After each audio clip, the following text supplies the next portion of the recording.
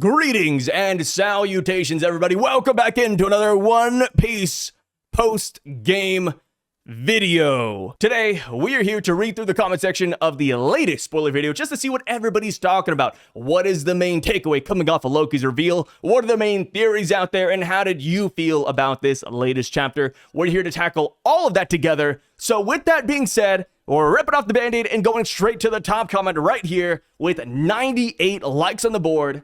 They say that SOMMERS is a fantastic character. Blaming Imu for his own failure? It doesn't get better than that. Is it his own failure? Yes. But hear me out. Hey, I'm gonna swing for Saint Sommers for 2 seconds, but he did try to call Imu, right? He said, hey, Gonko, stop the arrow. For some reason, Imu-Gonko did not pick up the Dendenmushi. What's up with that? Is it really Saint Sommers' fault? Of course, he got them in that situation in the first place, but he tried to remedy it. Imu could have just snapped their fingers and stopped the arrow, but they didn't. Maybe it is the Great One's fault. Aside from that, aside from the cope, I do agree. Saint Sommers is a fantastic character, and I will miss and rue the day when he leaves us for the afterlife. Because let's be so real, man. After Elbaph is over and they have that post-Elbaph meeting with all the God Knights, I'd like to imagine Imu would look at Saint Sommers and say, hey, what's up? What went down with the kids? How did you fail, man? And maybe he gets offed, but at this point, I think a lot of people don't want that to happen because they think he's a fantastic character. We have spent so much time with Saint Sommers. We have seen the depths of his depravity so well that I think a lot of people have turned to like him. Go back to last week or even God Valley when we saw a young Saint Sommers. Everybody more or less hated him. And they also despised the fact that he wasn't strong. But I think at this point, a lot of people just kind of overlook it. And they're like, you know what? We love him for who he is.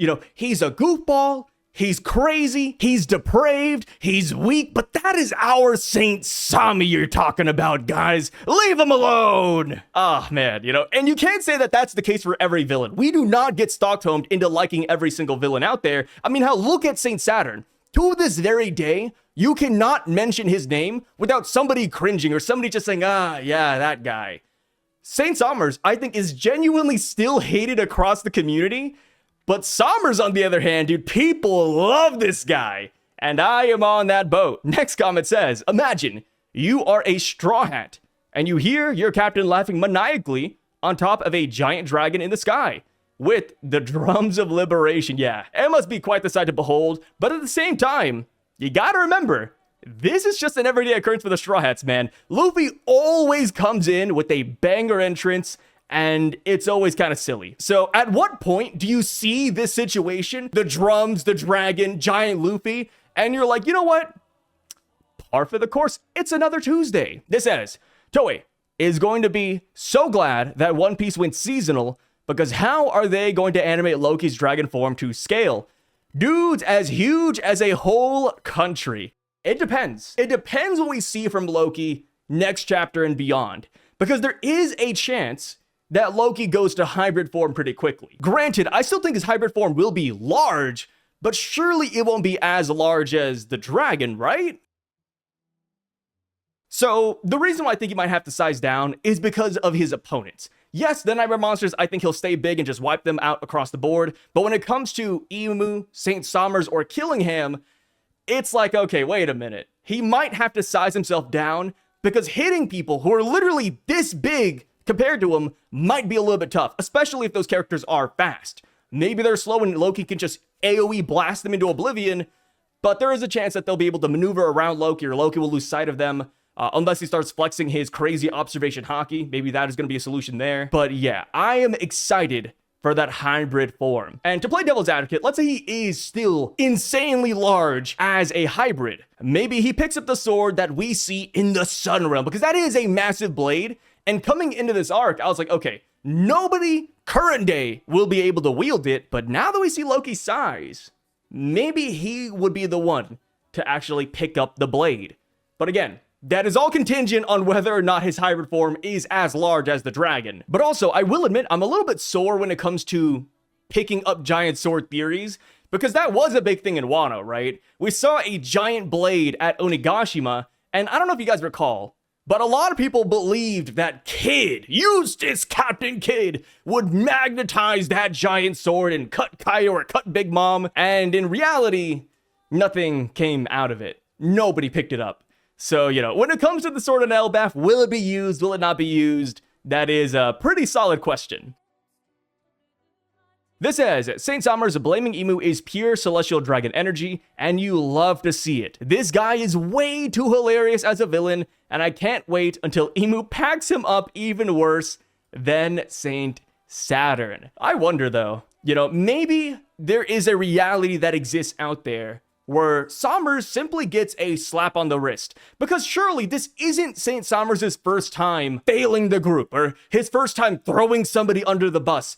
Maybe Emu is used to it. Like, they get back home, and I talked about, like, oh, Emu's gonna discipline him, or maybe he'll do something, but there is a reality where Emu's like, you know what, Saint Sommers?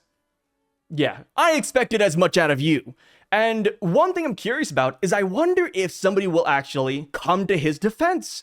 Maybe somebody says, hey, Emu, please don't kill Saint Saturn. And that person could be Saint Jupiter, the Alaskan bullworm of the Gorsei. Because we have to remember that they are from the same family. They're both shepherds. We don't really know the relationship. Could be cousins, could be grandpa, grandson, father, son. But either way, they are related. So maybe Emu won't get to execute Sommers because Saint Shepherd Jupiter steps in and says, please let him go. That is my son you're gonna kill. Would Emu actually care though? I don't know. Luffy is only a third of Loki, ... That's big. Loki's horn? What? Yeah, Luffy is a peanut compared to Loki. And remember, this is giant Luffy we're talking about. Going back to Loki's big size maybe being a problem, if Loki does try to fire breath the God Knights down, then that could be really bad because there are civilians on that branch. Elbaph has a lot of people who are innocent nearby the God Knights. So if Loki just goes around, trying to shoot Dorian Broggy, trying to shoot Saint Sommers, there is a chance there will be civilian casualties there. So that could be another reason why Loki has to go into hybrid form right away. This one says, the Great One's mistake had me rolling. Sommers is definitely getting the Saturn special. Yeah, the glizzy gobbler, huh? Sommers, having the balls or audacity to say, yep, it's Emu's fault is insane. He's so effing dead when Elbaph is over. Hopefully Emu doesn't hear it. Maybe Saint Sommers can BS his way out of it, saying, oh, Emu, you saw the sun god. Hey, it wasn't my fault. I blame the sun god. You can't beat him. I can't beat him. Maybe that's what it is. The description of Loki's dragon form makes me think of Ankalagon. Ankalagon. I think I absolutely butchered that name. I've never heard this. I thought it was going to say Aknologia from Fairy Tail, but no, the spelling is different. The Black Dragon from Tolkien. Oh, okay. He was so massive that his descent crushed a mountain range or 3 towers. It's not known. People like to say he's miles in length. Oda may have taken inspiration from the larger estimates. I wouldn't mind that. We do know that Oda is a movie buff, he's a book buff, he is a fantasy buff in general, and he does like to draw a lot of references into One Piece. I would not mind this at all. Funny enough, going back to when we first heard about Loki's transformation during the King Harold flashback, I was always a big fan of Loki being Smaug from Tolkien as well, which, would equate to Fafnir. So, getting another Tolkien dragon here being talked about, I am all for it, brother. I already can't wait for Loki's hybrid form with his legendary devil fruit. Yeah, dude, it's gonna be so fire. We're gonna get the dragon wings, man. Kaido, hybrid form, yeah, he had draconic features, he had the tail, but he didn't have any wings. I want wings for Loki. I think he'll look dope as hell. Sommers, getting slimed by Emu for sure now. Oda is reading the Silmarillion. I think I also butchered that. Oh, it's another Ankalagon, the black reference. Cool. Maybe I should just look up the pronunciation. I'll do that after this video. I'm not gonna stop now. I'm just gonna own up to my awful pronunciation of this right here. Sommers, yeah, this is the Great One's fault. Emu to Gunko. If this fails, you know who to punish. Burrow's very hesitant to say Ange's name. Hey, Ange, I had to see the chapter for myself, and it didn't move the needle. I was worried at first. I was like, oh man, like if Ange has a whole speech about being good, I think I'm cooked, guys. But Ange is kind of acting like Orochimaru and Sasuke, keeping Sasuke safe from harm's way, kind of sus. I have a feeling that Shanks never really beat Loki. Oh, interesting. Okay. 281 likes. This is the most likes we have in this video so far. But it's down here, which, I don't know if you guys know how YouTube works, but typically, if somebody dislikes a comment, it does get brought down a peg. So because this is like the 10th comment in, there's some debate going on here. And you can see, oh my God, look at this. 158 replies. Okay. Yeah, I can just imagine a lot of good feelings and good vibes down there. So, Shanks versus Loki. Was there actually a fight? I am personally leaning towards yes. Funny enough, I held a poll about this before we got Loki's transformation, and people were really divided already. And that was based off of the Herald flashback. So now that we have Loki's actual design, now that we know what he actually is, I feel like if I held that poll again, it would be even more tilted towards there never being a fight. But I do think there was a brawl. Maybe I'm going against the grain here, but I do think there was a brawl. Whether it's Shanks alone, whether it's Shanks and his crew, I think they did fight. And that's mainly because Loki wasn't really happy about being chained up. I do not think he wanted to be chained up for the past 6 years. And even when he was talking to Shamrock, he did say that he has a grudge against both of the red-haired brothers now. If he agreed to being locked down in the underworld, I don't think he'd be holding a grudge. So I think there's more to the story. I think there is going to be nuance to the fight, but I do think there was a fight. And, people like to bring up the whole line where Loki calls Shanks a coward. So people are saying that Shanks snuck Loki or Shanks, drugged him or something. And I don't feel like he did. Mainly because after Luffy attacks Loki for saying that, Loki does say that he was just joking about it, right? So I do think that there was a brawl. Shanks is still that guy. I am curious, whenever we held like One Piece rankings for power scaling, of course, they're always really flimsy, but generally, your top fives are the same across the board. People have Emu up there. They got Blackbeard, they have Shanks, they have Akainu, they got Mihawk, they got Dragon, and etc. Would Loki break the top 5? Because I don't know. While we see his massive size in this chapter, we got to see him in action too. We got to see how he actually brawls. And I think that's going to be a big thing. But yeah, going off of Loki's design in this chapter, I do not blame people for thinking that there never was a fight or that Loki is that guy. Because based on everything we have on paper about Loki, he is built up to be a monster. He is built up to be a top contender for strongest characters out there. So I'm not even mad at it, I'm not mad that people have other opinions on this, but I am sticking with Shanks. And that feels crazy to say because I'm not exactly a Shanks fan, but it is what it is, man. I'm picking up the banner here. This comment says, Sommers is pure Hollywood actor. How crazy is he to blame Emu? At first, I thought Sommers is gonna die, but this chapter is looking like he plans to point the blame at Emu also. Now, I really think he's gonna die. Luffy, riding a dragon like Loki, makes Momonosuke the Temu version now, LOL. And this response says he was already Temu Kaido. Yeah, we get Momonosuke back in the story. He sees this dragon. I wonder what his first reaction is going to be. What is he going to say? Like, hey, I thought I was big, but my God, look at this dude. Man, Loki's just too much, man. Why am I not surprised that Saint Seiya is doubling down on the evil Ange theory? You shouldn't be surprised. You shouldn't be surprised that racism doesn't end with logic. The lightning snowstorm in Norse mythology symbolizes the beginning of Ragnarok. I didn't know that. I know there's a snowstorm. I didn't know about the lightning though, which if that is true, that is huge because we already have so many references to Ragnarok and just Norse mythology in general that I am, more leaning towards just believing this outright. But I will look this up later. Don't forget, before Loki even had Ragnir, or a devil fruit, he was able to affect the weather. Giants thought it was because he was cursed. They said there was a famine, right? I'm forgetting. You're talking about the chapter when Loki was first talked about. They talked about a famine. Did they talk about snow or lightning, though? I guess this one I'll actually go back and check because I know where to look. Okay, so I pulled up the chapter in question here. Let me see what they're talking about. They say he's the accursed prince. There was a prophecy before Loki was born that foretold that King Harold would be slain by his son.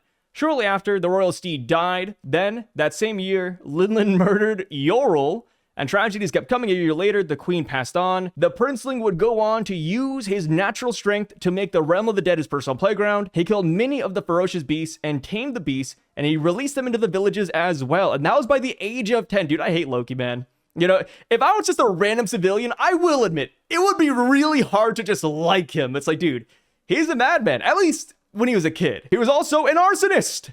Loki's mischief endangered lives.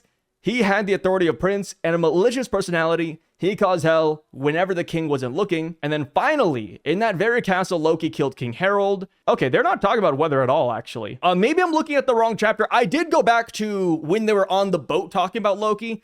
I saw nothing in regards to weather there, and I see nothing here either.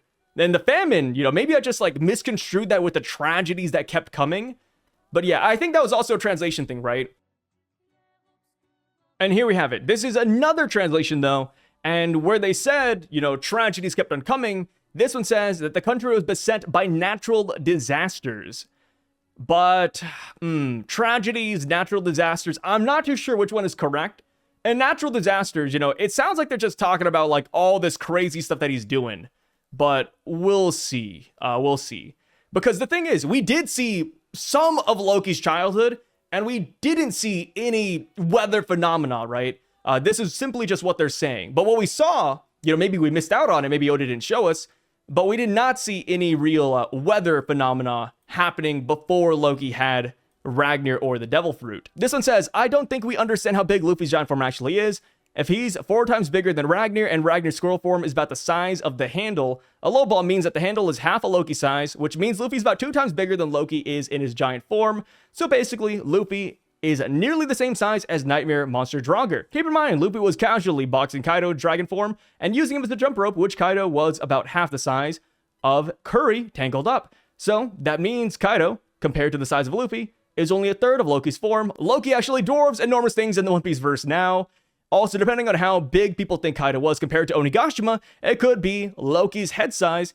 And also keep in mind, Loki fought like this in the castle, so Elbaph is huge. Yep, they are big people. I think that is the main takeaway, right? Luffy's massive, Loki's massive, they're all big. And, you know, another thing to show that Luffy is gigantic is the fact that he did catch the 10 fallen kids along with their parents and had room to spare. You know, Luffy is a really big giant right now. And I'm excited, dude. When Loki enters his hybrid form, you know, if he does size down, maybe him and Luffy would be the same size, which I think would be pretty damn cool. Imagine a Luffy and Loki Hakaku sovereignty. I think that would feed generations. Harley, lore strikes again. The huge creature in the middle of the text spitting fire could now be a reference to Loki himself. Yep, that could very easily be Loki. It does have like the giant horns as well that Loki has. One thing I saw people saying is that maybe it's not Loki because the horns are facing the opposite direction. So I'm not too sure what to make of that one. Maybe that does end up being the one gear that doesn't fit, but we will see. You know, right now though, I think it does look pretty solid. And who knows, you know, maybe that is a sign that Loki will fight the Red Serpent in the future. You know, when you have a character like Loki being so massive, I do think we need to introduce another character the same size as Loki, if not bigger, for him to fight. So I wouldn't be shocked if either here in Elbaph or in the final war, Emu does whip out that Hellfire Serpent. But yeah, that is it for today, guys. Let me know your thoughts on all of this down below. Of course, this is a shorter video, but I do think this chapter is pretty concise, right? When you really think back to this chapter, main plot point is, boom, Sommers is crazy, kids are dying, and Loki's a dragon. So there's not too much to go off of, so I will just keep it short right here. Let me know your thoughts on the chapter now that it's been a couple days since it's released. And of course, in the next couple of days, we will be coming back for a prediction video for 1175. Typically, I will ask you guys for like your one-liner predictions down below, but I will be bringing on a guest this time around, and that guest is Par Vision. So look forward to that. You guys take care. Thanks for watching this video until the end, and stay safe, brothers.